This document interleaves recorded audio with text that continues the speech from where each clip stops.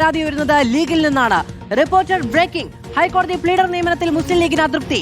League പട്ടികയിൽ നിന്ന് 8 പ്ലീഡർമാരെ മാത്രമാണ് പരിഗണിച്ചത്. കൂടുതൽ പരിഗണന വേണമെന്നാണ് ലീഗിന്റെ ആവശ്യം. ഇതുവരെ 80 പേരെ ഹൈക്കോടതി പ്ലീഡർമാരായി നിയമിച്ചിട്ടുണ്ട്. ആകെ 136 ഒഴിവുകളാണ് ഉള്ളത്. മുഖ്യമന്ത്രി നേരിട്ടാണ് നിയമനം നടത്തുന്നത്. VS രഞ്ജിത്ത് ഉണ്ട് തത്സമയം നമ്മളോടൊപ്പം.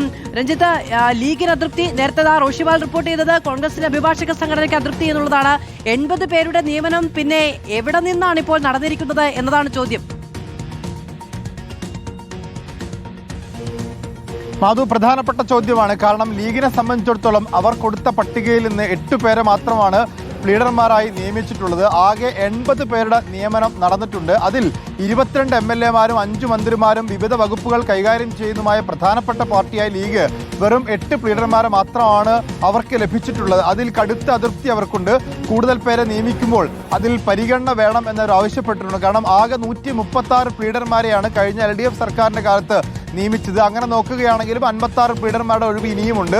അവിടെ പരിഗണിക്കുമ്പോൾ കൂടുതൽ പരിഗണന കിട്ടണം എന്നൊരാവശ്യമാണ് ലീഗിന്റെ ഭാഗത്തുനിന്ന് ഉണ്ടാവുന്നത്. മാത്രവുമല്ല, ഈ സർക്കാരിന് വേണമെങ്കിൽ 136-ലധികം കൂടുതൽ എണ്ണം വർദ്ധിപ്പിക്കണമെങ്കിൽ അതിനും അവർക്ക് സാധ്യതയുണ്ട്. അപ്പോൾ അങ്ങനെ വർദ്ധിപ്പിക്കുകയാണെങ്കിലും ഇനി വർദ്ധിപ്പിക്കുന്നില്ല. ഇപ്പോൾ 56 ഒഴിവിൽ മാത്രമാണെങ്കിൽ പോലും കൃത്യമായ പരിഗണന, അർഹമായ പരിഗണന ലീഗിന് ലഭിക്കണം എന്നൊരു ആവശ്യമാണ് ഇപ്പോൾ ലീഗ് മുന്നോട്ട് വെക്കുന്നത്.